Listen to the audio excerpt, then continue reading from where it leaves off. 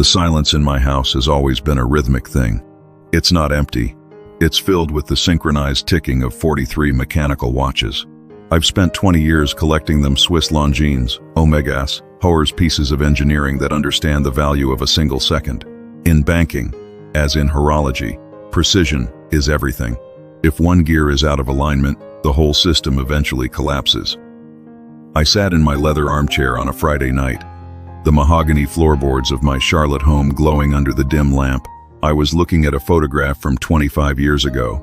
It was Ashley, 7 years old, wearing a lopsided crown and a smile that missing 2 front teeth. I had raised her alone since she was 15, after her mother decided that finding herself in Florida was more important than algebra homework and prom dresses. I didn't mind. Ashley was my world. I was the one who held her hair back when she was sick, the one who sat through every grueling minute of her marketing presentations at Duke, and the one who handed over a check from a Trum Haimui bar, Hong Do La, without blinking so she could graduate debt-free. I thought we were solid. I thought we were the kind of father-daughter duo that people envied. Then my phone buzzed on the side table. The vibration felt like a tiny earthquake against the wood. I picked it up, expecting a question about the seating chart or perhaps a last-minute panic about the catering for next Saturday's wedding. We were 8 days away from the event of the season at the Valentine Hotel. I had already funneled $68,000 into the venue alone. I swiped the screen. The text was from Ashley. "Dad, don't come to the wedding. Troy and I talked it over, and he really hates the way you look at him. He says you're a pathetic failure who doesn't understand our world. And honestly, your presence would just ruin the vibe of our big day. We want to be surrounded by people who actually inspire us. Please don't make this difficult." Sorry. I didn't breathe for a full 30 seconds. I read the words until they blurred into a jagged mess of pixels. Pathetic failure. Ruin the vibe. I looked at the ticking watches on the wall. For 35 years, I had worked my way up from a lowly teller to a senior branch manager at Truist. I had managed an $800 million portfolio.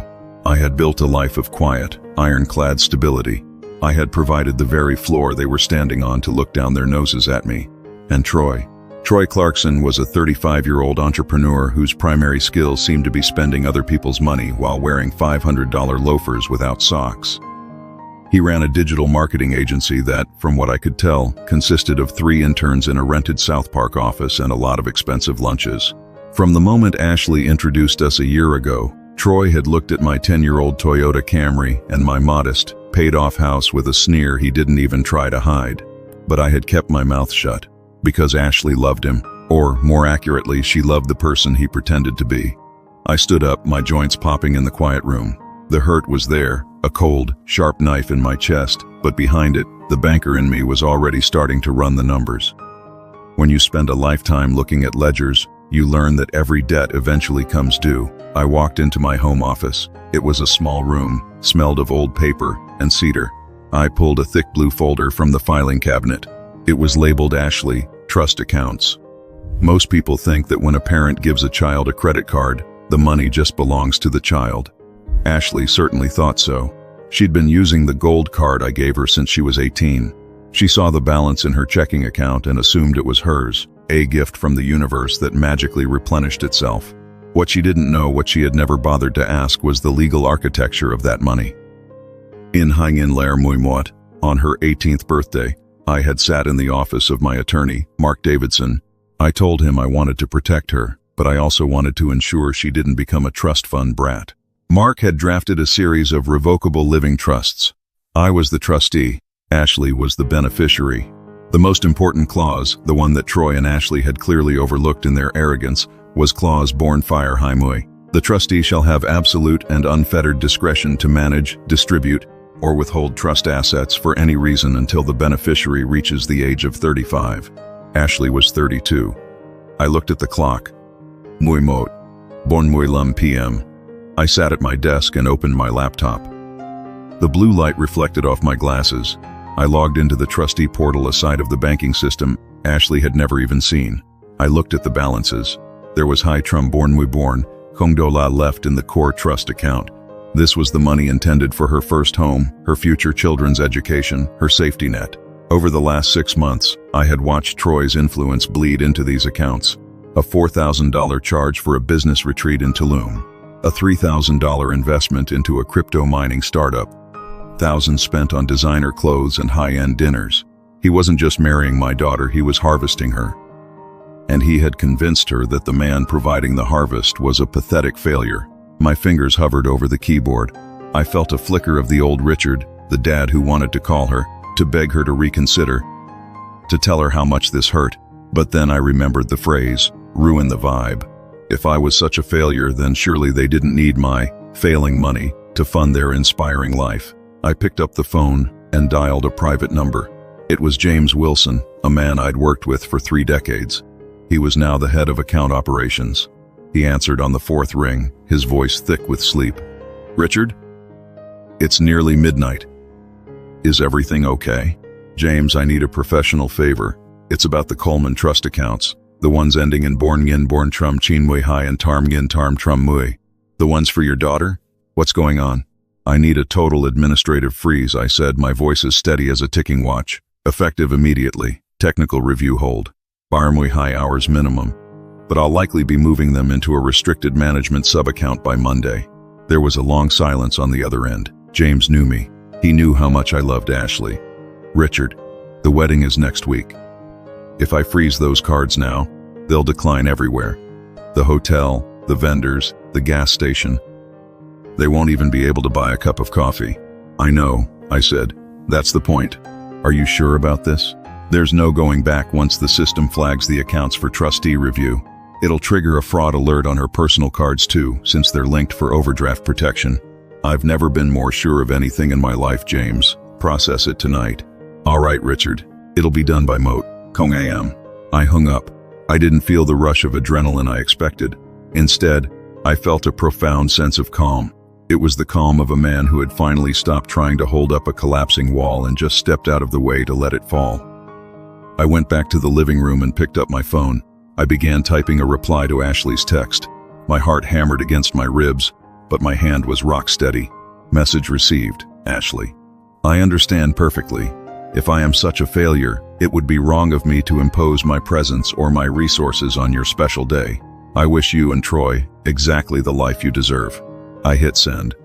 Then, I did something I hadn't done in years. I turned the phone completely off. I walked over to my watch display case. I reached in and took out my favorite piece, the Mutngin Tarm Trum Tarm Mui Bar Longines. I wound it slowly, feeling the delicate tension of the mainspring. They thought they could betray the man who had built their entire world and still expect the world to keep spinning.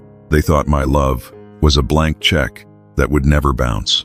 They were about to learn that in the real world, the vibe doesn't pay the bills. I went to bed and slept the deep, dreamless sleep of the truly determined. I didn't know yet that by Sao, Hong AM, my daughter's world would be screaming for my attention. I didn't know that Troy's successful business was actually a house of matches waiting for a spark. And I certainly didn't know that this was only the first move in a game that would eventually leave one of us in ruins. What I did know, as I drifted off, was that the silence in the house was finally perfect. But I knew one thing for certain. When they woke up tomorrow and tried to buy their morning lattes, the silence on their end was going to be deafening. I woke up at Bayer, Hong AM on Saturday, to a world that was undoubtedly falling apart for 2 people who had spent the last year pretending they were untouchable. I didn't turn my phone on immediately. Instead, I followed the routine that has kept me sane for 35 years. I ground my coffee beans by hand, the smell of dark roast filling the kitchen. I watched the birds in the backyard of my Providence Road home. It's a quiet life, a failure's life, according to the man my daughter was set to marry in 8 days. As I sipped my coffee, I thought about the first time I realized I was losing her. It wasn't a big explosion. It was a series of small, icy fractures. Ashley had always been my shadow. When her mother, Julia, packed her bags 15 years ago, she didn't just leave me. She left a 12-year-old girl who didn't understand why she wasn't enough to make a mother stay. I made it my mission to ensure Ashley never felt that lack again. I was the yes dad. Need a car for college? Here's a Bamui Mort, Hai Trum Do La, Honda CRV, paid in full. Want to go to Duke instead of a state school? Here's Mutrum Haimui Bayer, Kong Do La for tuition and housing. Need a down payment for an apartment in South Park? Here's Born Mui Lum, Kong, Do La no strings attached. I thought I was building a foundation of gratitude. I didn't realize I was actually building a pedestal for her to look down on me from. Then came Troy Clarkson. He entered the picture about 14 months ago. He was the kind of guy who used the word leverage in every other sentence and wore suits that were a little too tight and a little too shiny. He drove a leased BMW X-Num and talked incessantly about disrupting the market, 4S. To a marketing graduate like Ashley, he was intoxicating. To a seasoned banker like me, he smelled like a high-interest subprime loan waiting to default. I remember our first dinner. We went to a steakhouse. Troy picked out a place where the music was too loud and the appetizers cost more than my weekly grocery bill. "So, Richard," Troy had said, leaning back and swirling a glass of scotch he clearly couldn't distinguish from well pour. "Ashley tells me you're a branch manager. That's stable. Very mid-century of you."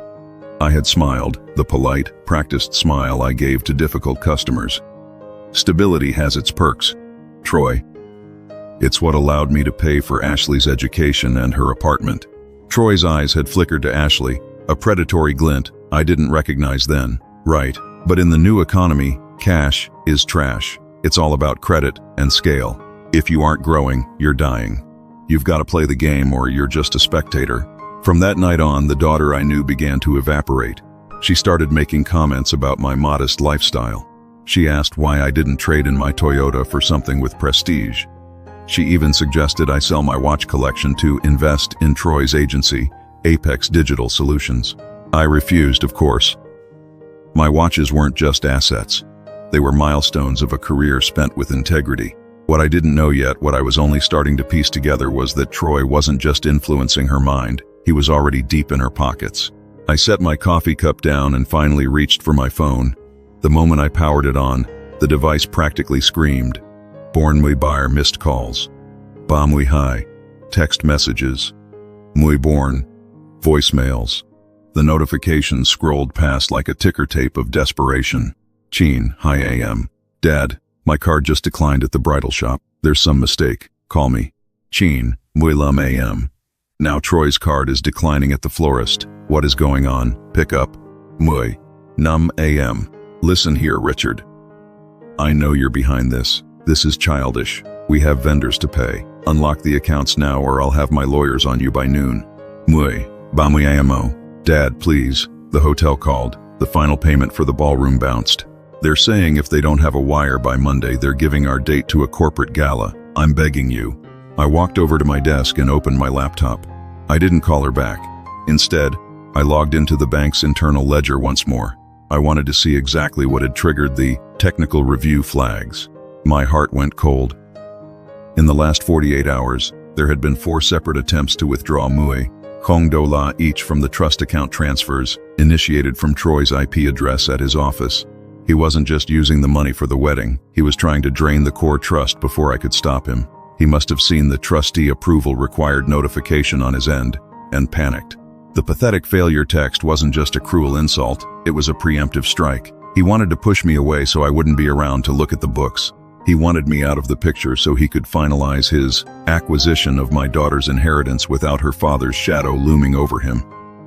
I felt a surge of cold fury. I wasn't just a failure to him, I was an obstacle.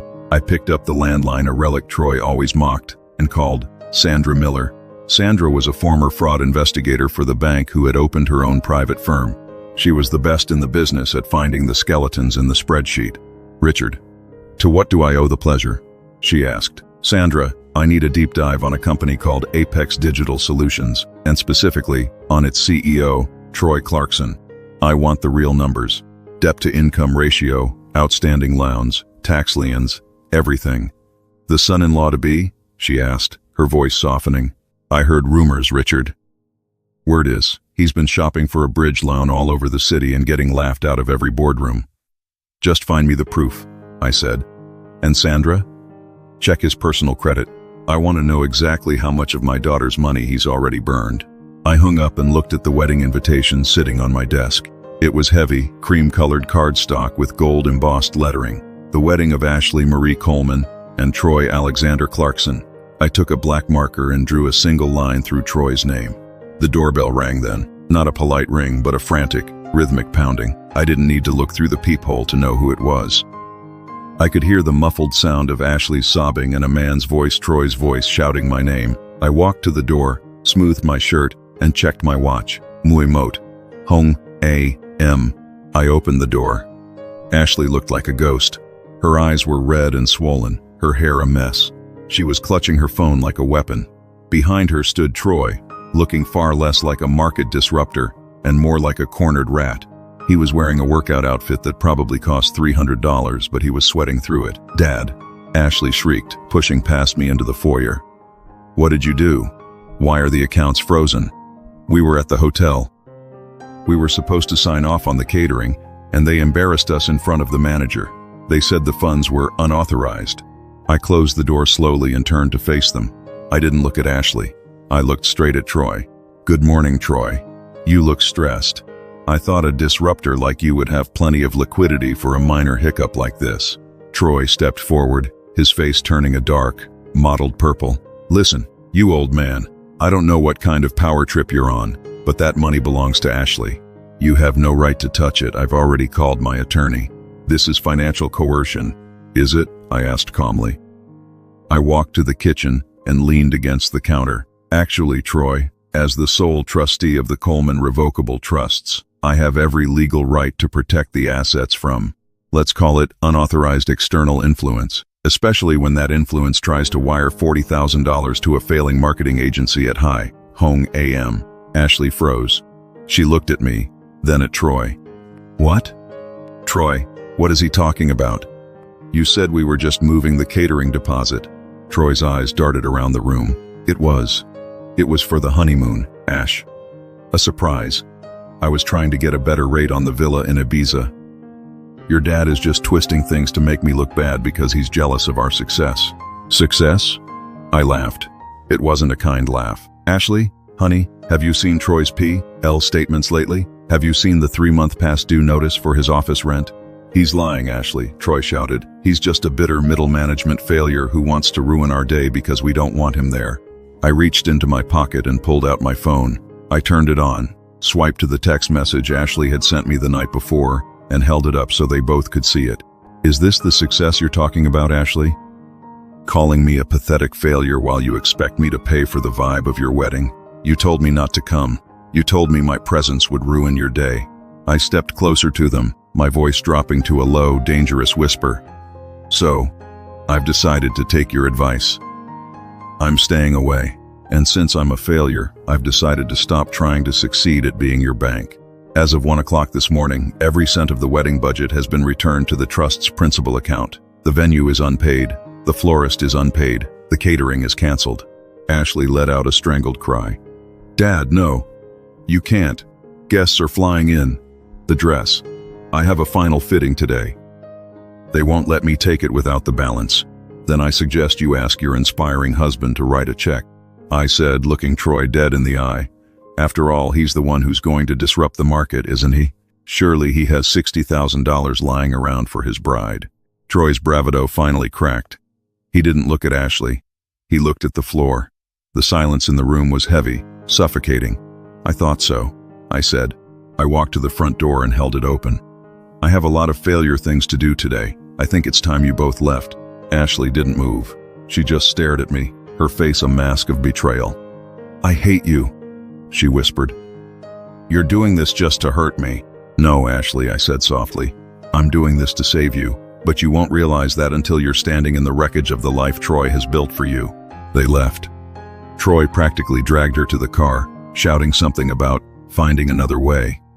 I watched them pull out of the driveway, the Honda CR-V, my gift, screeching its tires. I went back to my office and sat down. I felt a weight in my stomach, but also a strange clinical curiosity. I knew Troy couldn't find the money. I knew his father, Robert Clarkson, was a wealthy man, but I also knew Robert was old school and didn't believe in bailouts. What I didn't know yet was how far Troy was willing to go to keep the illusion alive. My phone buzzed again. It was a text from an unknown number. "Richard, this is Robert Clarkson. We need to talk. My son just called me in a panic, and I think there are things about his business that neither of us fully understands. Meet me at the club in an hour." I stared at the screen. The plot wasn't just thickening, it was beginning to boil. I didn't realize it yet, But the pathetic failure was about to become the only person who could stop the Clarkson family from losing everything, and I wasn't sure if I wanted to help them or watch them burn. The Charlotte City Club is perched on the top floor of a skyscraper in Uptown, a place where the air always feels a little thinner and the stakes cost more than a monthly car payment. It's the kind of place Troy would sell his soul to belong to, but he doesn't have the pedigree or the credit score. Robert Clarkson, however, has been a member for 30 years. I pulled my Camry into the valet line, ignoring the smirk from the 20-something attendant as he looked at my sensible sedan sandwiched between a Ferrari and a Bentley. I didn't care. In my world, wealth isn't what you drive, it's what you own and what you owe. And right now, Troy owed more than he could ever hope to pay. As I rode the elevator up, the silence of the plush carpeted car gave me a moment to think back to Hang In Lair Muilum. It was Ashley's graduation day from Duke. I can still see her in that blue gown, the North Carolina sun catching the highlights in her hair. She had hugged me so tight I thought my ribs would crack. "I couldn't have done this without you, Dad," she had whispered. "You're my hero. I'm going to make you so proud." At the time, I believed her. I had spent every Sunday for 4 years driving up to Durham just to take her to lunch, to make sure she wasn't too stressed, to be the steady hand she needed. I thought I was raising a woman with my values, someone who understood that integrity is a slow-climbing vine, not a weed that grows overnight. Then she moved back to Charlotte, and the hero label started to slip. She wanted the life she saw on her friends' Instagram feeds. She wanted the South Park lifestyle, the high-rise apartments, the $5 latties, the boutique fitness classes. I watched her transformation with a growing sense of dread. It was like watching a well-oiled machine start to rattle because someone had replaced the precision parts with cheap plastic. And then, she found the king of cheap plastic, Troy. The elevator doors hissed open, and I stepped into the mahogany-clad lobby of the club. Robert Clarkson was already seated in the lounge, a glass of amber liquid in front of him. He was a tall man, built like the skyscrapers he used to construct before he retired into the investment phase of his life. He looked tired. "Richard," he said, standing up to shake my hand. "Thanks for coming. I know things are complicated." "Complicated is one word for it, Robert," I said, sitting across from him. "I prefer the word revelatory." Robert sighed and signaled the waiter for another glass. "Troy called me an hour ago. He was hysterical. He said you'd gone rogue, that you were trying to sabotage his marriage because of some personal grudge. He asked me for $100,000 to save the wedding." I felt a cold smile touch my lips. "And what did you tell him?" "I told him that if he needed $100,000 8 days before his wedding, he wasn't a businessman. He was a gambler who'd run out of chips." Robert leaned forward, his eyes sharp, but then he told me about the trust. "He said you were holding Ashley's inheritance hostage. Is that true?" I took a breath. I hadn't expected to be defending my parenting to a man whose son was currently bleeding my daughter dry. "Robert, let's look at the ledger. I've spent over $300,000 on Ashley in the last decade. I've paid for every luxury, every emergency, and every dream. The trust was designed to keep her safe until she was 35. I'm not holding it hostage. I'm protecting it from a man who sees her as a venture capital fund." I reached into my bag and pulled out a manila envelope. I'd spent the last hour before this meeting printing out the recent activity on the trust's linked accounts. I slid it across the table. "Look at the dates, Robert. Look at the vendors." Robert put on his reading glasses and scanned the pages. I watched his face. I saw the moment the color left his cheeks. "Apex Digital Solutions?" He muttered. "That's Troy's agency. Why are there 22 separate transfers to his business account from Ashley's trust?" "Because Troy isn't disrupting the market," I said. "He's drowning in it. He's been using my daughter's safety net to pay his payroll, his rent, and his lease on that BMW. He's been telling her they're investments. He's been gaslighting her into thinking they're building a future together, but really, he's just using her to avoid admitting he's a failure." Robert slammed the folder shut. The sound echoed in the quiet lounge, drawing eyes from the elderly men in the corner. "He told me the agency was profitable. He told me he was looking at a $5 million buyout from a firm in Atlanta. Troy tells a lot of stories, Robert, but the bank doesn't deal in fiction." "God. I should have known," Robert whispered. "He's always been like this. Charisma over substance. I kept hoping a woman like Ashley, someone from a good home, with a father like you, would ground him. She didn't ground him, Robert. He lifted her off the ground and convinced her the clouds were solid. And now that I've pulled the plug, they're both in free fall. We sat in silence for a moment. The waiter brought my coffee, but I didn't touch it. I was busy watching Robert. He wasn't a bad man. He was just a father who had been blinded by the same thing I had, the desperate hope that his child was better than the evidence suggested. "What are you going to do, Richard?" Robert asked finally. "The wedding is in 8 days. My wife has already sent out the final RSVPs to the guest list. Our entire social circle is expecting to be at the Valentine Hotel next Saturday." "I'm doing nothing," I said. "I've already canceled the payments I was responsible for. If Troy is the titan of industry he claims to be, let him find the $60,000 to cover the ballroom and the catering. If he can't, then the wedding doesn't happen." "It's that simple." "It's not that simple for Ashley," Robert countered. "The humiliation. She'll never forgive you for this." "She already doesn't forgive me, Robert. She called me a pathetic failure in a text message last night. She told me my presence would ruin the vibe of her wedding. I'm not worried about her forgiveness right now. I'm worried about her survival. If she marries him under these pretenses, he will spend every dime she has, and when the money is gone, he'll leave her in the dirt." Robert looked down at the folder again. "You're right. I can't bail him out. If I do, I'm just helping him lie to her." "Exactly. But," Robert looked up, a new spark in his eye, "I want to see how far he'll go. I want to see if he'll actually tell her the truth, or if he'll double down on the lies." "He'll double down," I said. "Men like Troy don't know how to do anything else." I left the club feeling a strange mixture of relief and renewed tension. I had an ally in Robert, but I knew the storm was only beginning. When I got home, the house felt different. The ticking of the watches seemed louder, more insistent. I went to the kitchen to clear away my coffee cup, and that's when I saw it. A white envelope had been slid under my front door. There was no stamp, no return address. Just my name written in Ashley's frantic, loopy handwriting. "Dad." I opened it with trembling fingers. "Dad, I'm sorry about what I said. I was stressed. Troy says you're just worried about me, and I get that. But please, you have to help us. Troy found a way to cover the hotel, but the florist and the photographer are threatening to walk.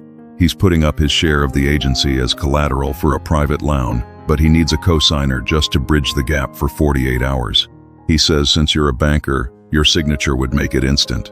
Please, if you ever loved me, just do this one thing, and we can go back to how things were. I'll even make sure you have a seat at the head table. Love, Ashley." I felt a chill wash over me. A private loan. A co-signer. Troy wasn't just desperate anymore. He was dangerous. He was trying to tether me to his sinking ship. If I signed that document, I wouldn't just be paying for a wedding. I'd be legally responsible for whatever predatory debt he was about to incur. But there was something else in the envelope. A small, crumpled receipt from a jewelry store in Uptown. It must have fallen in by accident when she was stuffing the letter. I smoothed it out on the counter. It was a trade-in receipt. Customer: Ashley Coleman. Item: Motngin Chincham Nam Born Vintage Rolex Oyster Perpetual. Trade-in. Value: Tam Numtrum Dola. My breath hitched. That was my father's watch. I had given it to Ashley on her 21st birthday, telling her it was the most precious thing I owned, a piece of family history that was never to be sold. She hadn't just insulted me. She was liquidating my life to fund Troy's illusions. I picked up the phone and dialed Sandra Miller, the investigator. "Sandra, change of plans," I said, my voice like iron. "Don't just look at Troy's business. I want you to find out who is offering him a private loan. And I want to know exactly what he's using as collateral, because I have a feeling he's signing names that don't belong to him." "I'm on it, Richard. But stay sharp. If he's trading in heirlooms, he's at the burn the furniture to keep the house warm stage of a collapse." I hung up and looked at the letter again. "I'll even make sure you have a seat at the head table." The vibe was gone. Now, it was war. I didn't know it yet, but Troy had already made his biggest mistake. He thought I was a pathetic failure because I lived a quiet life. He didn't realize that a man who spends 35 years watching the clock knows exactly when the time is up. And for Troy Clarkson, the clock had just struck midnight. But the biggest shock was yet to come. 10 minutes later, my phone chimed with a notification from the bank. "Alert. New account opened in your name at the South Park branch. Primary co-signer, Richard Coleman. Secondary, Troy Clarkson." I stared at the screen. I hadn't opened an account. I hadn't been to the South Park branch in months. The private loan wasn't a request anymore. It was a crime. Troy had just forged my signature on a loan application, and he'd used my daughter to deliver the distraction letter while he did it. I didn't call the police. Not yet. In banking, we don't just stop a thief. We wait until they've walked out of the vault so the charges stick. I sat back in my chair, the ticking of the watches surrounding me like a heartbeat. "Okay, Troy," I whispered to the empty room. "Let's see how you like the vibe of a federal fraud investigation." The digital notification on my phone screen felt like a physical weight pressing against my chest. A new account, my name, Troy's name, a co-signed loan. It was the ultimate betrayal, wrapped in the cold, clinical language of a banking alert. Forgery isn't just a crime of pen and paper, it's a theft of identity, a violation of the very foundation I'd built my life upon. In the world of finance, your name is your bond. Troy hadn't just stolen money, he had tried to weaponize my reputation to save his own sinking ship. I didn't call the South Park branch. Not yet. I knew the manager there, a man named Marcus Thorne. We'd come up through the trainee program together in the early 90s. If I called him now, the fraud department would descend like a swarm of hornets, and the trail might go cold before I could see exactly how deep Troy's desperation went. I needed to see the paperwork. I needed to see the signature he dared to scribble in my place. I spent the next hour sitting in my study, the only sound the rhythmic, mocking tick of my grandfather's Mot Ngin Chin Trum Num, Muy Born Rolex Oyster Perpetual, or rather, the ghost of it. Every time I looked at the empty space on my wrist where I usually wore it for special occasions, the sting returned. Ashley had sold it. She had taken a piece of our history, a watch that had survived the Korean War and 3 decades of my own career, and traded it for a few $1,000s to prop up Troy's ego. The receipt was still on my counter, a jagged little reminder that my daughter was no longer the girl I raised. She was a co-conspirator in her own ruin. I didn't sleep much that night. Instead, I sat in the dark, watching the headlights of passing cars sweep across my ceiling. I thought about the thousands of small moments that had led to this. Every time I'd bailed her out of a minor credit card debt, every time I'd surprised her with a check when she was short on rent, I hadn't been helping her. I'd been training her to believe that consequences were optional. I'd been the architect of my own obsolescence. At Bamoy AM on Monday, I walked into the South Park branch of Truist. It was a glass and steel monument to modern banking, all open floor plans, and relationship bankers who looked like they were barely old enough to shave. I bypassed the greeter and walked straight toward the corner office. Marcus Thorne looked up from his monitor, a smile forming on his face that quickly died when he saw my expression. "Richard, what brings you to this neck of the woods? I thought you were busy enjoying retirement and complaining about the Hornets. I need to see the file on the bridge loan opened on Friday," I said, skipping the pleasantries. "Account ending in Chingin Lair Hai Mui Hai. It's a joint application. My name, and Troy Clarkson's." Marcus's brow furrowed. He tapped a few keys on his keyboard, his eyes scanning the screen. "Yeah, I saw that come through. A $50,000 personal line of credit. I was a bit surprised to see you co-signing, Richard. You've always been a cash is king kind of guy." "I didn't sign it, Marcus." The air in the office seemed to go still. Marcus stopped typing. "Excuse me? I was never here on Friday. I never signed a document. I never authorized a credit pull. I want to see the physical paperwork." Marcus went pale. Banking is built on the illusion of security, and the word forgery is like a bomb in a quiet room. He stood up, his chair squeaking against the carpet, and walked over to the high-density filing cabinet in the back. A minute later, he returned with a thin blue folder. He laid it on the desk and opened it to the signature page. There it was, Richard A. Coleman. It was a good forgery. The R had that specific flourish I'd used for 40 years. The C was slanted just right. But there was a tremor in the ink, a slight hesitation in the middle of the surname that only a man who had signed his own name 1,000,000 times would notice. It was a signature born of panic, not habit. "Who was the witness?" I asked, my voice terrifyingly calm. Marcus pointed to the notary stamp at the bottom. It was a name I didn't recognize. Vanessa L. Vance. "She's a junior associate at Apex Digital Solutions," I muttered, the pieces clicking into place. Troy had one of his own employees notarize a forged signature. "Richard, I have to report this to internal audit immediately," Marcus said, his hand already reaching for the phone. "This is a felony. We'll have to freeze the funds, and since it's over 25,000, the state police will be involved." "Wait," I said, putting my hand over his. "The funds, have they been dispersed?" Marcus checked the screen. 30,000 was drawn against the line on Saturday morning via an internal transfer to an account at a different institution. The remaining 20 is still there. Give me 48 hours, Marcus. Don't flag it as fraud yet. Flag it as a signature discrepancy pending trustee review. It'll freeze the remaining 20,000 and lock Troy out of the portal, but it won't trigger the police sirens just yet. Richard, I'm sticking my neck out here. Why wait? Because if you call the police now, Troy will claim it was a misunderstanding. He'll say I gave him verbal permission and then changed my mind because of the wedding drama. He'll hide behind Ashley. I need him to be so far out on the ledge that there's no way back. I need to know where that 30,000 went. Marcus hesitated, then nodded. 48 hours. Not a minute more. After that, I have a fiduciary duty to report it. I left the bank and sat in my car, the AC blasting cold air that didn't help the heat rising in my neck. My phone buzzed. It was Sandra Miller, the investigator. Richard, I found out where Troy is getting his private loan. It wasn't just the bank. He's been talking to a guy named Silas. Not a banker, Richard. A private lender who operates out of a pool hall in Gastonia. The kind of guy who charges 40% interest and doesn't believe in late fees. Why would Troy go to a loan shark if he just forged my name at Truist? Because 30,000 doesn't even cover his back taxes, let alone the wedding, Sandra said. He's playing a shell game. He used your signature to get the Truist loan to pay off a previous debt to Silas, and now he's trying to get a new loan from Silas using your house as collateral. I felt the blood drain from my face. My house? He's got a copy of your deed, Richard.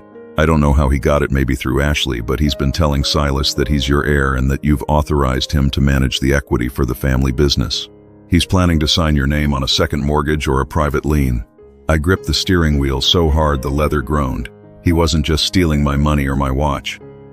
He was trying to take my home, the house where I'd raised Ashley, the house where her height was still marked in pencil on the pantry door. Where is he now, Sandra?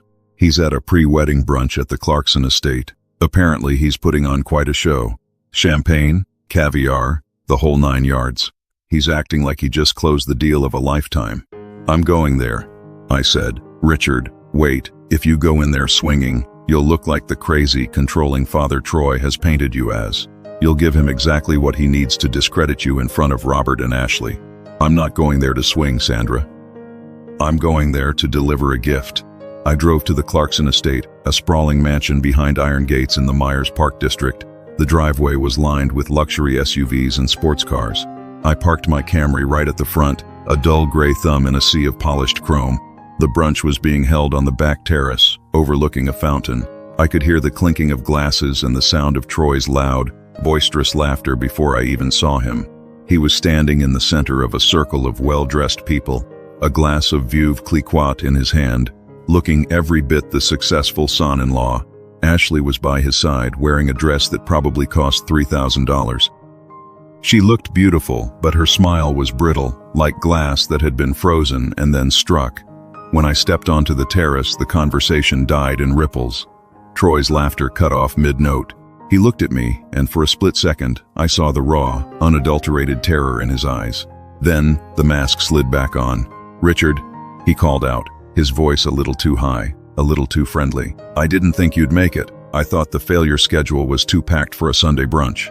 A few people chuckled awkwardly. Robert Clarkson, Troy's father, walked over to me, looking concerned. Richard, I'm glad you're here. I thought things were strained. They are, Robert, I said, my voice carrying across the terrace. But I couldn't let the weekend pass without giving Troy a little wedding present. Something to help with all those investments he's been making. I walked right up to Troy. He tried to puff out his chest, but he was shorter than me, and his eyes were darting toward the exit. I heard you were having some trouble with the Truist branch in South Park, I said, loud enough for everyone to hear. Something about a discrepancy in a signature. The silence that followed was absolute. Ashley stepped forward, her face pale. Dad, what are you talking about? Troy said the loan went through. He said everything was fine. Oh, it went through, Ashley, I said, looking at Troy. $30,000 of it anyway. But Marcus Thorne is a friend of mine, Troy. He's very particular about paperwork, especially when a signature looks like it was written by someone who was shaking with fear. Troy's face went a sickly shade of gray. Richard, let's talk about this privately. You're making a scene. You're embarrassing Ashley. No, Troy. I think the embarrassment started when you sold my father's Rolex, I said. I reached into my pocket and pulled out a small velvet box. I opened it. Inside was the Motnginchin Tramnamwe born Rolex Oyster Perpetual. I'd spent the morning before the bank visit tracking it down. I'd called every high-end pawn shop and vintage jeweler in a 50-mile radius until I found the one where a frantic young woman and a pushy man had traded it for a fraction of its value. I'd paid $10,000 to get it back $2,000 more than they'd received. Ashley gasped, her hand flying to her mouth. "Dad, Troy said we had to. He said it was the only way to keep the venue." "Troy lied to you, Ashley," I said softly, "just like he lied to the bank, and just like he's currently lying to a man named Silas in Gastonia about who owns my house." Robert Clarkson stepped in then, his face like thunder. "Who is Silas, Troy? And what does Richard's house have to do with anything?" Troy tried to laugh, but it came out as a strangled wheeze. "He's insane. He's just bitter. He's making things up to destroy our marriage." "I have the police report in my car, Troy," I lied. It was a bluff, but a calculated one. "The forgery unit is already at your office. They're looking for Vanessa Vance. I hear she's quite talkative when she's facing 10 years for notary fraud." That was the breaking point. Troy didn't argue. He didn't fight. He turned and bolted. He ran through the garden, toward the driveway, his expensive loafers slipping on the wet grass. Ashley didn't chase him. She sank into a chair, her face buried in her hands, sobbing with a sound that tore at my heart. But I didn't go to her. Not yet. I looked at Robert. "Your son just committed 3 felonies in 48 hours, Robert. The vibe of the wedding is the least of your problems now." Robert looked at the empty space where his son had been standing, then at me. "How much, Richard? How much does he actually owe?" "More than you can pay with a checkbook, Robert. He's been eating the future to pay for the present." I turned to Ashley. She looked up at me, her eyes red and pleading. "Dad, I didn't know. I swear, I didn't know about the bank. I just wanted everything to be perfect." "Perfect isn't real, Ashley," I said, placing the Rolex box on the table in front of her. "And real isn't always perfect, but real is the only thing that keeps you from going to prison as an accomplice." I walked away then, leaving the champagne and the caviar and the high society brunch behind. I felt a cold sense of triumph, but it was hollow. The escalation was complete. The betrayal was visible to everyone. But as I drove away, I realized something. Troy wasn't done. A cornered rat doesn't just run, it bites.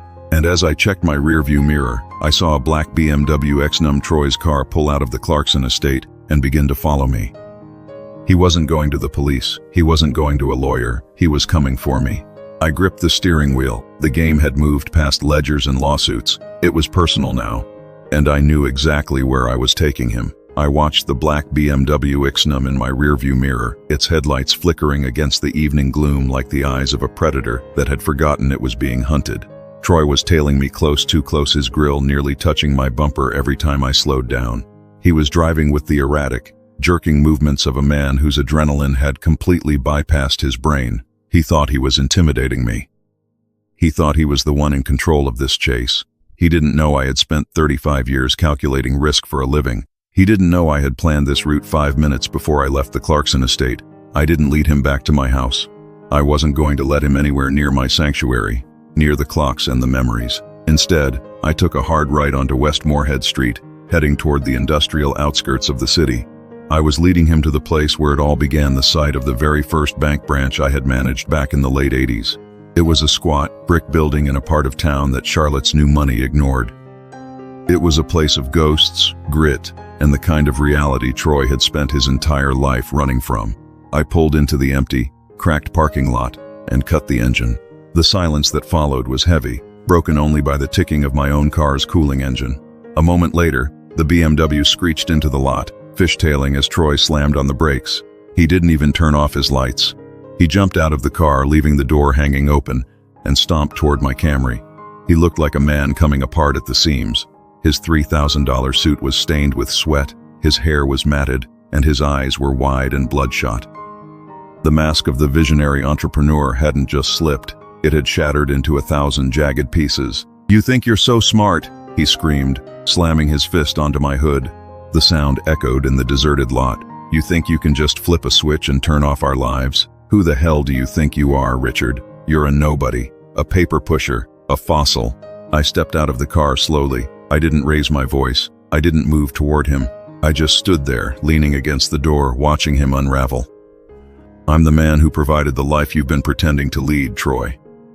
and I'm the man who's taking it back. That money belongs to Ashley," he roared, pacing back and forth like a caged animal. "We're a family. You're supposed to support us. You forced my hand. You pushed me until I had to do what I did." "I forced you to forge my name?" I asked, my voice as cold as a mountain stream. "I forced you to put my home at risk with a man like Silas? I forced you to manipulate my daughter into selling her family's history?" Troy stopped pacing and stared at me, a wild, manic grin spreading across his face. It was a terrifying expression, the look of a man who had realized he had nothing left to lose. "Silas? You think Silas is the problem?" "Richard, you have no idea. Silas is a puppy compared to the people I actually owe. That $30,000 from the bank? It's already gone. It didn't even touch the interest on the loans I took out to keep Apex afloat last year." I felt a chill that had nothing to do with the night air. "How much, Troy? How much did you lose?" "500,000, he whispered, the grin fading into a look of hollow despair. 600,000, maybe more. I was so close, Richard. One more month, one more big contract, and I could have paid it all back. I just needed the wedding to happen. I needed the optics. I needed people to think I was part of the Clarkson-Coleman empire so the creditors would stay off my back. And you ruined it. You broke the spell." He stepped closer, his breath smelling of expensive champagne and cheap desperation. "If that wedding doesn't happen on Saturday, they're going to come for me. And if they come for me, they're coming for Ashley too. You think you're protecting her? You're signing her death warrant, you old fool." I looked at him, and for the first time I didn't see a villain. I saw a parasite that had finally realized its host was dead. He was trying to use fear to do what charm no longer could. "The only thing coming for you, Troy, is the law," I said. "I've already spoken to the bank. The fraud report is being filed as we speak. Vanessa Vance is probably being interviewed right now. There is no wedding. There is no Clarkson-Coleman empire. There is only a trail of debt and a long list of people you've betrayed." Troy lunged then. It wasn't a calculated attack. It was a desperate, clumsy grab for my throat. I've never been a fighter, but I've spent my life being disciplined. I stepped back, letting his momentum carry him past me, and he stumbled into the brick wall of the old bank. He slumped to the ground, sobbing, his face buried in his hands. "I just wanted to be like my father," he moaned. "I just wanted everyone to look at me the way they look at him." "Your father built things, Troy," I said, looking down at him. "He didn't just borrow the image of them. You spent so much time trying to look like a success that you forgot to actually become one." I pulled my phone from my pocket. I hadn't been calling the police. I had been on a live conference call for the last 15 minutes. "Did you get all that, Robert?" I asked. A voice came through the speaker, heavy with a grief I wouldn't wish on my worst enemy. "I got it, Richard, every word." Troy froze. He looked up, his eyes darting to my phone. "Dad?" "Dad, wait. I can explain." "There's nothing left to explain, Troy." Robert Clarkson's voice was like gravel. "I'm sitting here with Ashley. She's heard everything. The loans, the forgery, the way you've been using her. I thought you were just a disappointment, son. I didn't know you were a criminal." "Dad, please. They'll kill me. You have the money, just one more loan." "The only thing I'm paying for is a lawyer to ensure Ashley gets a clean annulment," Robert said. "And after that, you're on your own. Don't come back to the house. Don't call your mother. You're dead to this family." The line went dead. Troy let out a sound, a high, keening wail that echoed off the industrial buildings. He looked at me, his face twisted with a level of hatred that should have burned. "You did this. You set this up. You've been planning this since the first day we met." "No, Troy," I said, walking back to my car. "You did this. I just stopped paying for the curtains you used to hide the rot. I told you once that stability has its perks. One of them is that when the storm hits, people like me are still standing. People like you just get blown away." I got into my car and backed out of the lot, leaving Troy Clarkson sitting in the dirt under the flickering neon light of a defunct bank. He looked small. He looked like the nobody he had accused me of being. But as I drove back toward the city, the victory felt like ash in my mouth. I had won. I had exposed the fraud and saved the trust, but I had also watched my daughter's heart get shredded in real time. I had been the one to pull the trigger on her dreams, even if those dreams were built on lies. I stopped at a red light in Uptown. To my left was the Valentine Hotel. Even from the street, I could see the workers setting up the outdoor marquee for the weekend's events. They were hanging white silk ribbons and stringing fairy lights. It looked like a fairy tale. It looked like the vibe Ashley had been so desperate to protect. My phone buzzed. It was a text from Ashley. "He's gone, Dad." He came back to the estate to try and grab his things, and Robert had the security guards throw him out. "He's at a motel in Gastonia. I don't know who I am anymore. I sold your watch. I called you a failure. How could I have been so blind?" I started to type a reply, something about how I forgave her, how we would fix it, but I stopped. The yes, Dad was dead. He had to be. If I just bailed her out again, if I just smoothed it all over with a check and a hug, she would never learn the weight of the world. "We'll talk tomorrow, Ashley." I wrote, "Meet me at the house at Chin, Hong AM. Bring a notebook. We're going to go through every single ledger of the last year. You need to see the cost of the life you chose." I hit send and watched the light turn green. I thought the worst of it was over. I thought the escalation had reached its peak. But as I pulled into my driveway and saw the front door of my house standing wide open, my heart stopped. The silence of my house, the rhythmic, peaceful ticking of my 43 watches was gone. I ran inside, my breath hitching in my chest. The living room was a disaster. The display cases had been smashed. Glass shards littered the mahogany floor like diamonds in the dark. And the shelves were empty. Every single watch. The Hoyers, the Omegas, the Swiss Longines. 20 years of history, 35 years of work. Gone. Except for one. Sitting in the middle of the coffee table was the Moten Inn, Term Tram Termway Buyer. Longines. My favorite. It was ticking steadily, its golden face mocking me in the moonlight. Taped to the glass was a small, torn piece of paper with 4 words written in Troy's frantic hand. "The vibe is ruined."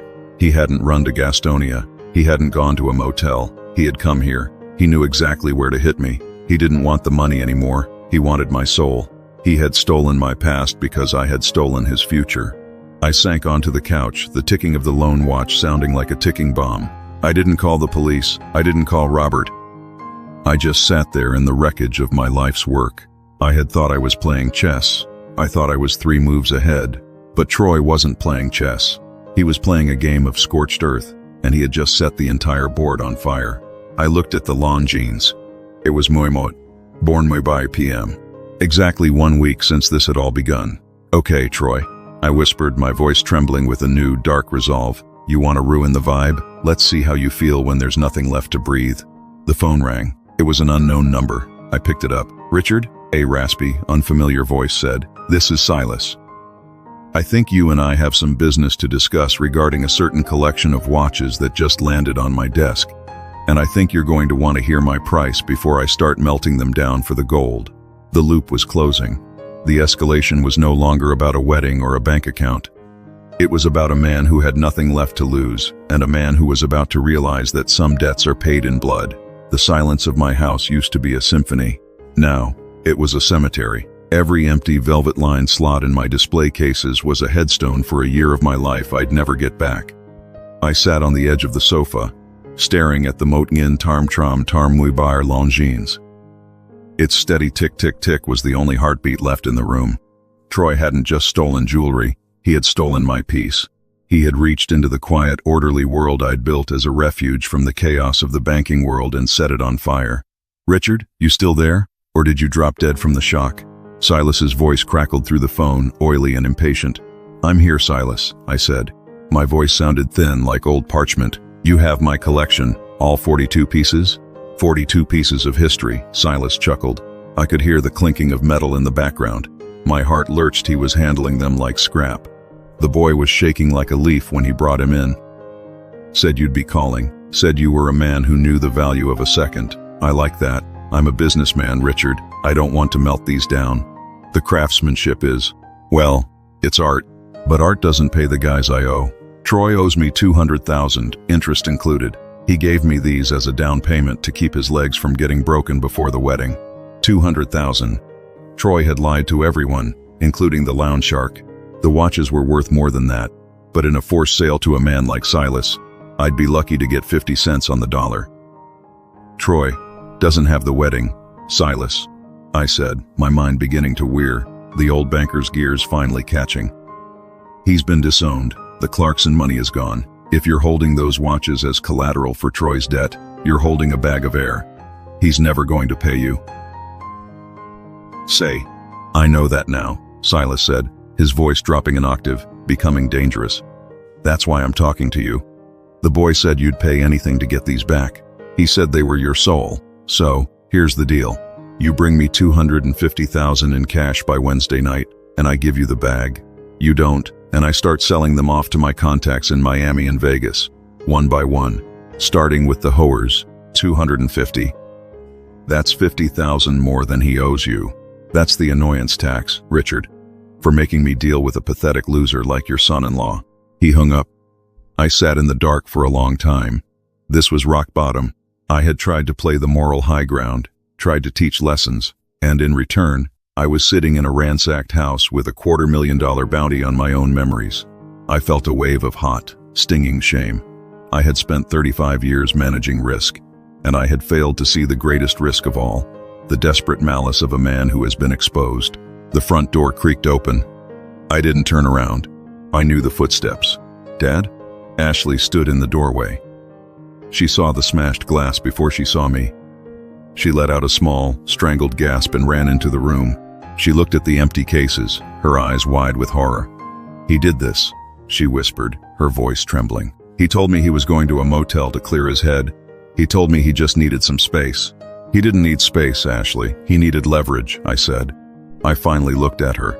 She looked broken, her designer clothes rumpled, the vibe she'd fought so hard for completely extinguished. He took the watches to a man named Silas, a loan shark. He's holding them for $250,000. Ashley sank to the floor, her head in her hands. It's my fault. All of it. If I hadn't brought him into our lives. If I hadn't let him convince me that you were the problem. I gave him the key, Dad. He told me he'd forgotten his watch for the brunch and asked if he could borrow one of yours. I gave him the spare key to the cases. I thought he was trying to bond with you. She started to sob, the deep, ugly sobs of someone who has realized they've been the architect of their own father's misery.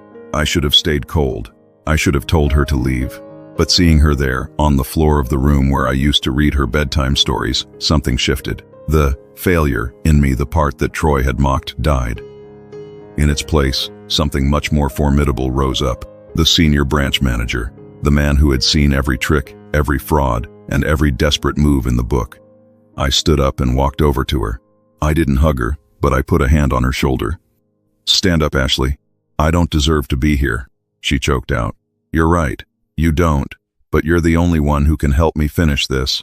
Troy thinks he's won because he's stripped me down to nothing. He thinks he's the only one who knows how to play dirty. I looked at the Longines on the table. He left this one because he thought it was just a sentimental relic. He didn't realize why it's my favorite. I picked up the Mutngin Tarm Tam Tarm Webar Longines. It was a Hunter case pocket watch, the gold cover engraved with a faint crest. I pressed a hidden release on the side of the hinge, a modification I'd paid a master horologist in Switzerland to make 10 years ago. The backplate didn't just show the movement. It swung open to reveal a tiny, recessed compartment. Inside was a microscopic SD card. Ashley stared at it. What is that? The failures insurance policy, I said. Every time Troy sent a wire from your trust to his business, I didn't just flag it. I traced the receiving accounts. I didn't just look at his PL. I looked at his server logs. Every email, every investment pitch he sent to Robert's friends, every forged document he scanned, I've been backing it up for 6 months.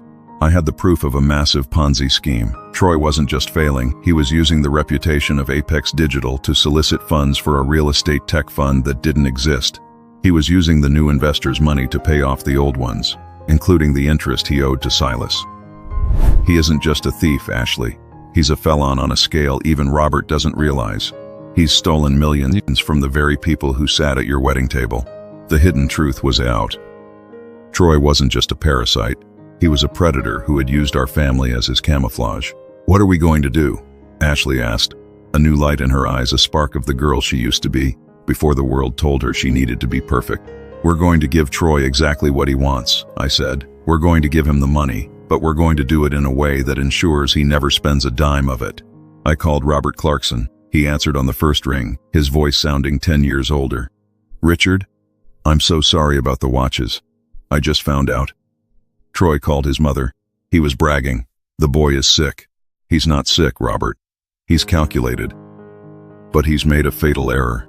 He thinks I'm going to pay Silas out of my own pocket. What are you saying?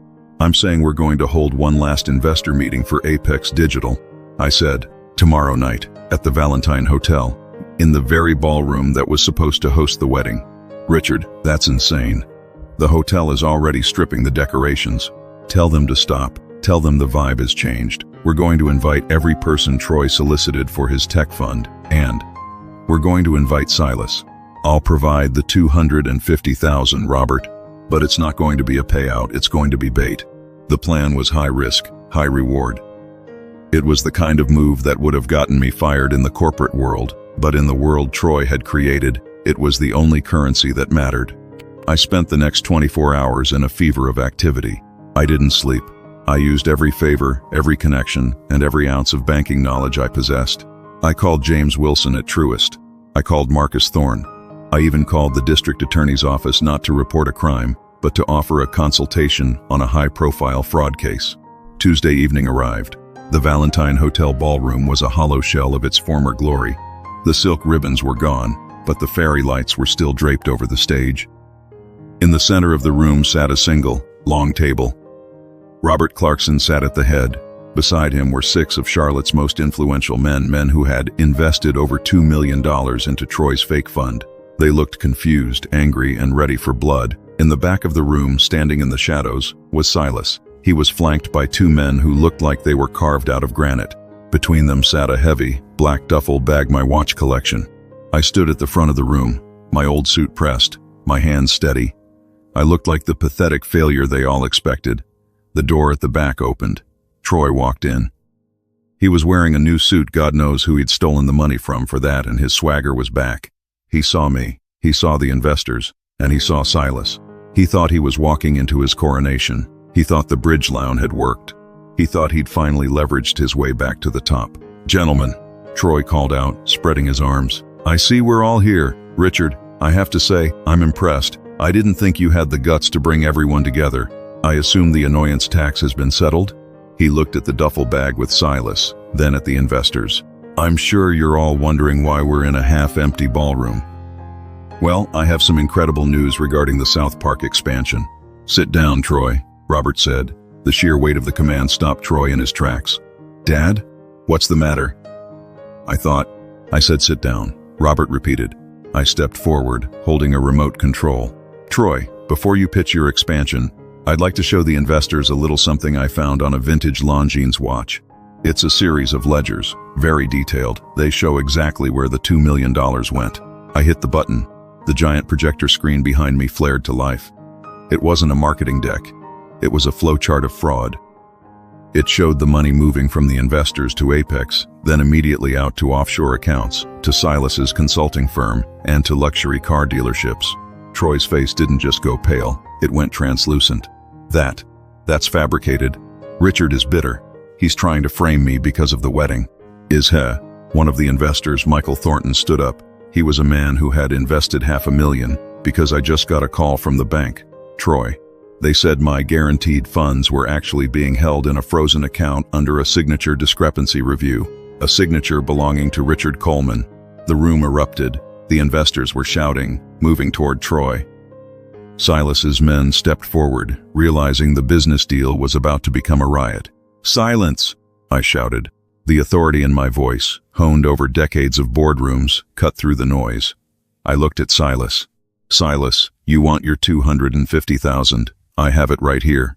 I held up a bank draft. But there's a condition. You hand over the bag and you walk out. If you stay, you're an accomplice to a multi-million-dollar federal securities fraud. I have the DA's office on speed dial, and the FBI is already looking into your consulting fees. Silas didn't hesitate. He was a shark, and he knew when the water was full of bigger predators. He signaled his men. They dropped the duffel bag at my feet and vanished through the service exit. The watches were back. But Troy was still there, trapped between the investors he'd fleeced and the father who had finally stopped believing his lies. You can't do this, Troy screamed, his voice cracking. I have a contract. I have rights. You have the right to remain silent, Troy, I said quietly. The side doors of the ballroom opened. 2 plainclothes officers stepped in, followed by Marcus Thorne. Troy Clarkson? The lead officer asked. You're under arrest for felony forgery, securities fraud, and grand larceny. As they moved to cuff him, Troy looked at me. The hatred in his eyes was replaced by something else, a cold, hollow realization. He had called me a fossil, he had called me a failure, but he had forgotten that fossils are the foundation that the world is built on, and failures? Failures are the people who learn how to survive. Ashley, Troy yelled as he was being led away. Ashley, help me. Tell them it was a mistake. Ashley stepped out from behind the projector screen. She didn't look at him with love, or even with the pity I expected. She looked at him with a cold, clinical detachment. The vibe is ruined, Troy, she said. The room cleared out, the investors following the police to give their statements. Robert stayed behind, sitting at the long table, his head in his hands. I walked over to the duffel bag and zipped it open. I reached in and pulled out a hire a mutngin chin trum sao mui chin Otavia. It was scratched, but it was still ticking. I had my collection back. I had my daughter back, and I had finally balanced the ledger. But as I looked at the wreckage of the ballroom, I realized the final twist wasn't about Troy at all. It was about what happened next. Because when you dismantle a man like Troy, you don't just clear the debris, you realize that the foundation he was standing on, my foundation, was cracked long before he ever arrived. Dad? Ashley asked, standing beside me. Is it over? No, I said, looking at the door. Now we find out who Troy was really working for. Because Troy Clarkson didn't have the brains to build a Ponzi scheme of this magnitude on his own, he was a front man. And the real architect was still in the room. I turned and looked at Robert Clarkson. Why, Robert? I asked. Why did you use your own son to rob your friends? The silence that followed my accusation was different from any silence I'd experienced in 35 years of banking. It wasn't the quiet of a vault or the hush of a boardroom. It was the sound of a vacuum, a sudden, violent loss of air that left everyone in the room gasping. Robert Clarkson didn't move. He didn't flinch. He just sat at the head of that long mahogany table, the fairy lights of the ruined wedding reflecting in his eyes like distant dying stars. Richard, he said finally, his voice devoid of the warmth and fatherly gravitas he'd wielded like a weapon for decades. You've had a very long night. The stress of the watches, the trauma with Troy. It's clearly affected your judgment. You're seeing ghosts where there are only shadows. I walked slowly toward the table, the duffel bag of my recovered watches heavy in my hand. I'm a banker, Robert. I don't see shadows. I see ledgers. And your son's ledgers have a very specific recurring signature, not a forged one. A digital footprint that originated from your private server at the Clarkson development offices. I turned the laptop around so the investors, the men who had just watched Troy being led away in handcuffs, could see the screen. This was the moment I'd been building toward since the minute I saw that forged loan application. I hadn't just been looking for Troy's mistakes. I had been looking for the hand that was pushing him. Troy is a lot of things, I continued, my voice steady, echoing in the cavernous ballroom. He's a liar, a narcissist, and a thief. But he isn't smart enough to set up a double-blind escrow account in the Cayman Islands. He doesn't know how to bypass the truest internal fraud filters for a $3 million tech fund. But you do, Robert. You've been on the board of 3 different banks in this city. You knew exactly where the blind spots were. Michael Thornton, the man who had lost $500,000, stepped closer to the screen. His face was a mask of growing realization. Robert, is this true? Was Troy just the front man? Robert stood up then. He didn't look like a defeated man. He looked like a king who had finally decided to stop pretending he was a commoner. He adjusted his silk tie and looked Michael directly in the eye. The development market in Charlotte is brutal, Michael. You know that. My last project in South Park, it hit a snag. A big one. Labor costs. Supply chain collapses. I was $60 million in the hole. If the banks found out, they'd have called in every loan I have. I would have lost the estate, the firm, everything. He gestured vaguely toward the door where Troy had been taken. Troy wanted to be a titan. He wanted to prove to everyone, especially to you, Richard, that he was more than just my son. So I gave him a sandbox to play in. I let him think he was the genius behind Apex Digital. I directed the flow of traffic. I used the tech fund as a bridge. It was supposed to be temporary. A private infusion to keep the development firm solvent until the South Park project sold. You used your own son's wedding as a fishing net, I said, disgust rising in my throat. You knew he was stealing from Ashley's trust. You let him do it because it kept him busy while you were looting the big accounts. Robert looked at me with a cold, clinical pity. I didn't let him do anything, Richard. I gave him a choice. He could be a failure, or he could be a player. He chose the game, just like Ashley chose him. It's all just leverage, isn't it? That's the word your generation loves to use. Ashley, who had been standing silent by the projector, let out a sound that was half sob, half laugh. "You were my father-in-law," she whispered. "You told me you'd protect me. You told me Richard was old school and didn't understand how the modern world worked." "He doesn't," Robert snapped, his composure finally fracturing. "He's a relic. He thinks life is about ticking clocks and modest houses. But look at this room. Look at this city. It's built on debt and ambition. I didn't steal that money. I reallocated it to save a pillar of this community." He turned back to the investors. "And you won't say a word. Because if I go down, the South Park project dies. And if that project dies, your investments go from being a potential fraud to being a total loss. You'll be lucky to get 5 cents on the dollar in a bankruptcy court, but if you let me walk, if we call this a youthful indiscretion by Troy, I can finish the project and pay you all back with interest." This was the pivot.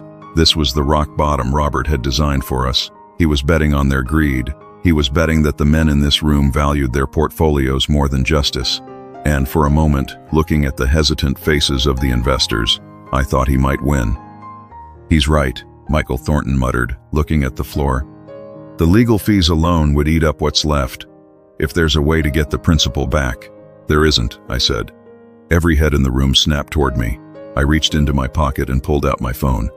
"I told you, Robert, I'm a banker. And in banking, we have a term for what you just did. It's called an admission of guilt in the presence of witnesses. And while you were busy appealing to their greed, I was busy finishing the transfer." "What transfer?" Robert's eyes narrowed. "The one you initiated from the Cayman account 10 minutes ago," I said. "You thought you were moving the remaining funds to a new shell company to protect them from the investigation, but you didn't use your private server. You used the hotel's Wi-Fi. The same Wi-Fi that my friend James Wilson has been monitoring for the last hour." I hit a key on the laptop. A new screen appeared. It was a wire transfer confirmation. Amount: Mot. Tarmtram Namui. Hong. Dola recipient. Mecklenburg County Clerk of Court. Restitution escrow. "The money is gone, Robert," I said. "I didn't steal it. I just reallocated it to the people you took it from. By the time your lawyers get to a judge, the funds will already be earmarked for the victims of Apex Digital." Robert's face went a color I've only seen once before, the color of a man having a massive stroke or a massive realization. He lunged for the laptop. But the investors' men who now knew their money was safe and that Robert had no more leverage blocked his path. "You're done, Robert," Michael Thornton said, his voice dripping with venom. "I don't care about the South Park project anymore. I want to see you in a cell next to your son." The police, who had stayed just outside the doors after taking Troy, stepped back into the room. This time, they weren't there for a youthful indiscretion. They were there for the architect. As they led Robert Clarkson out of the ballroom, the same ballroom where he'd planned to toast to a new family, he stopped in front of me. He didn't scream. He didn't fight. He just leaned in close, his breath cold. "You think you've won, Richard? You've destroyed 2 families tonight. You've left your daughter with nothing but a broken marriage and a ruined reputation. Was it worth the watches?" I looked at him, then at the duffel bag in my hand, and finally at Ashley. She was standing tall now, her eyes clear for the first time in a year. "My daughter has her soul back, Robert," I said. "And as for the watches, they're just tools to tell the time. And your time is up." They took him away. The ballroom was finally empty, save for me and Ashley. The fairy lights flickered once, twice, and then went out, leaving us in the moonlight streaming through the high windows of the Valentine Hotel. I felt a sudden, crushing exhaustion. I sank into one of the velvet chairs, the weight of the last week finally catching up to me. I had hit rock bottom. I had lost my peace, my collection, and nearly my home. I had seen the absolute worst of humanity in a man I had once tried to call a friend. Ashley walked over and sat in the chair next to me. She didn't say anything for a long time. She just reached out and took my hand. Her hand was shaking, but her grip was firm. "What now, Dad?" she asked. "Now," I said, "we start the real work. The revenge isn't the arrest, Ashley. The revenge is living a life they can't touch. We're going to go home. I'm going to put my watches back in their cases, and then we're going to open that notebook I told you to bring." "I have it," she said, pulling a simple black journal from her purse. "I started writing in it this morning. List 1. Everything I owe you. No, I said, shaking my head. List 1. Everything you're going to earn for yourself.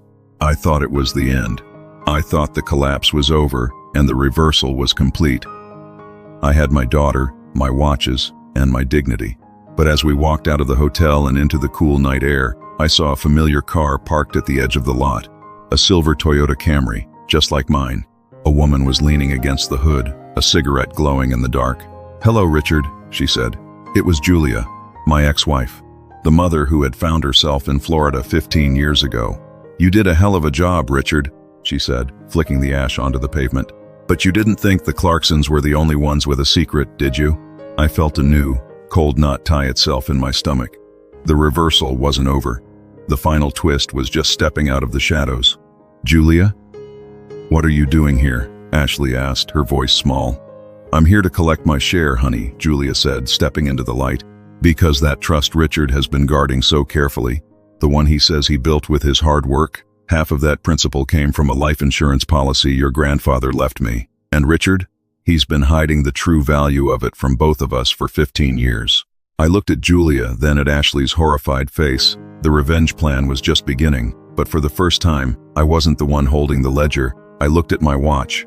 It was high, Kong AM, the exact time the world usually falls silent. But in my head, the ticking was getting louder.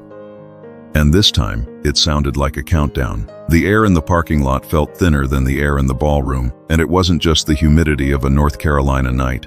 Julia looked like a ghost of every mistake I'd made in my 30s. She was still beautiful in that sharp, jagged way that had attracted me 20 years ago, but the light from the street lamp caught the lines around her eyes. Lines carved by 15 years of chasing a new life that clearly hadn't been as shiny as she'd promised.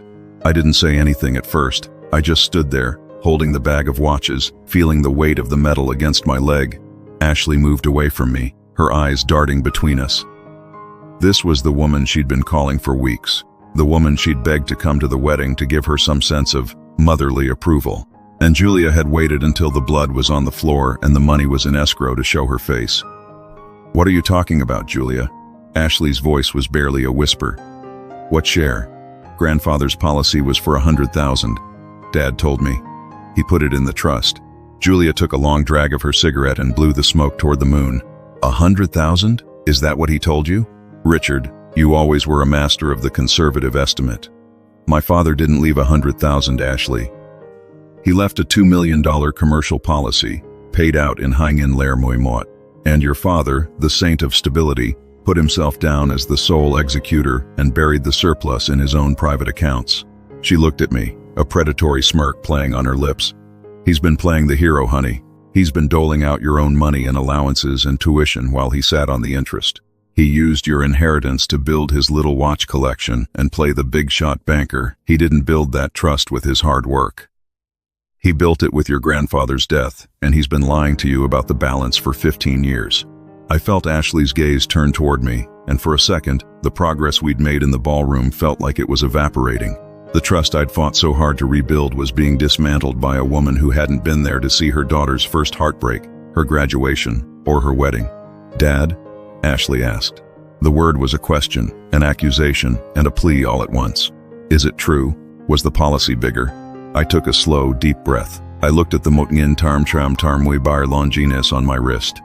Time was moving, but the world seemed to stand still. This was the moment I'd feared since Hangin Lair Muimot. Not because of the money, but because of the truth behind why it was hidden. The policy was for high fur high mui million. "Ashley," I said quietly. Ashley flinched like I'd struck her. Julia's smirk widened. "See? I told you. He's just a more professional version of Troy. A suit and a tie instead of a gym membership, but he's still a thief." "I wasn't finished, Julia," I said, stepping toward them. I didn't look at the smoke. I looked at my daughter. The policy was for high fur high mui million, but there was a codicil. Your grandfather, Arthur, knew exactly who his daughter was. He knew about the gambling debts in Vegas. He knew about the investment schemes in Miami that had already cost him his retirement home. I pulled my phone out one last time. I didn't go to a bank app. I went to a locked PDF in my secure cloud storage, the original probate document from Hangin Lair Muimot. Arthur left that money to you, Ashley, but he left it with a specific spendthrift clause. He designated me as the shield. He stipulated that if Julia ever gained access to the principal, or if the true value was disclosed while Julia was still in a position to influence you, the entire fund would be forfeited to a charitable foundation. He knew she'd come for it. He knew she'd use you to get to it. I handed the phone to Ashley. "Read the third paragraph, honey. Read the part where your grandfather explains why he didn't trust his own daughter to know the balance." Ashley took the phone, her eyes scanning the legal jargon. I watched Julia. The smirk was gone. Her face had become a mask of cold, calculating fury. She didn't look like a mother. There, she looked like Troy. The same hunger, the same entitlement, the same rot. Paragraph 3. Ashley read aloud, her voice gaining strength with every word. "I leave these funds to my granddaughter, Ashley Marie Coleman, under the strict condition that they be managed by Richard Coleman. Should Julia Vance attempt to claim any portion, or should the beneficiary be deemed under the undue influence of said Julia Vance, the trust shall dissolve. Dad, it's all here. You weren't hiding it to keep it from me. You were hiding it to keep the trust alive. I spent 15 years paying taxes on that principal out of my own salary, Ashley," I said. "I didn't take a dime of the interest for the watches. I didn't take a dime for the house. The money in your trust today, it's not just the high-fire Heimweh million. With the investments I've made over the last decade, it's closer to 4 million. It's all there, every penny, waiting for you to turn 35. I looked at Julia.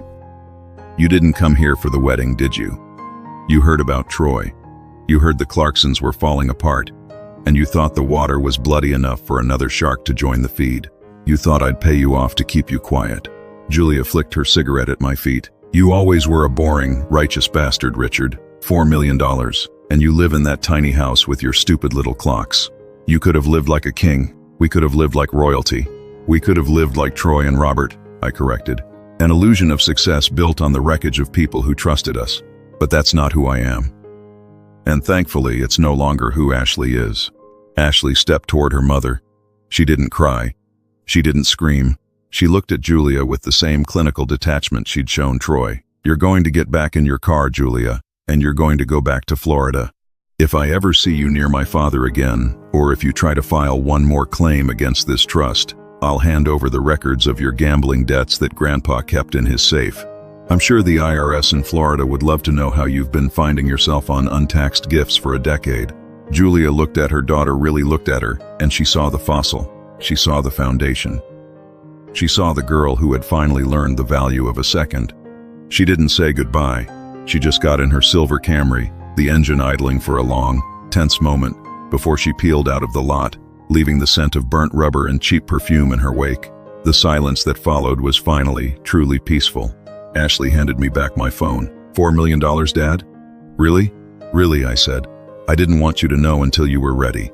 I didn't want you to be a target for people like Troy or your mother. I wanted you to build a life where you knew that you were enough, regardless of the balance. I think I'm ready now, she said. She looked at the hotel, then back at me. Not for the money, for the work. I want to know how you did it. How you stayed so steady. It's simple, Ashley. You just have to realize that time doesn't belong to you. You're just the steward of it. What you do with each second defines who you are when the clock finally stops. The weeks that followed were a blur of legal cleanup. Troy and Robert were indicted on multiple federal counts. The South Park development was seized, and the tech fund was liquidated to pay back the investors I had helped protect. Troy tried to call Ashley from the county jail once, begging for a loan for his defense. She didn't even answer the phone. She just blocked the number and went back to her spreadsheets. Ashley moved into a small apartment near my house. She got a job as a junior analyst at a local firm, not a director or a VP, but an entry-level position where she had to earn every paycheck. We still meet 3 times a week. We sit at my dining room table, the watches ticking on the walls, and we talk about dividends, interest rates, and the importance of a debt-to-income ratio. But mostly, we talk about life. I put my collection back in the cases. The glass is new, reinforced now. I still have the Motngin Tarm Tram Tarmui Bar Longines. I wear it every day. It's a reminder that even when the vibe is ruined and the world is on fire, the truth remains. The family revenge wasn't about the prison sentences or the bank accounts. It wasn't even about the watches. The real revenge was the restoration of a daughter who had been lost to the fog of vanity. It was the sight of Ashley standing in my backyard last Sunday, her hair tied back, her hands dirty from helping me plant a new oak tree. "Dad?" she asked, looking up from the soil. "Yes, Ashley? I was thinking about that text I sent you. The one about you being a failure." I leaned on my shovel and smiled. "I've already forgotten it, honey." "I haven't," she said, her voice firm. "I'm keeping it." I saved the screenshot. I look at it every morning when I wake up. It reminds me of the person I never want to be again. And it reminds me of the man who was smart enough to let me fall so I could learn how to stand. I looked at my watch. It was Comb PM. The exact time I used to leave the bank every day. For 35 years. The exact time I used to rush home to see her. "The ledger is balanced, Ashley," I said. We finished planting the tree. It's small now, just a sapling, but I know it'll grow. It has good soil, deep roots, and someone to watch over it. It doesn't need to disrupt the market. It doesn't need to scale. It just needs to grow, 1 second at a time. As the sun set over Charlotte, casting long, gold shadows across the yard, I realized that for the first time in my life, I wasn't counting down the minutes, I was just living them. Because true wealth isn't what you have in the vault. It's what you have at the table when the doors are locked and the lights go out. And me? I'm the richest man in North Carolina. The watches keep ticking. The world keeps moving. And for the first time in 15 years, the vibe in my house is exactly what it was always meant to be. Perfect.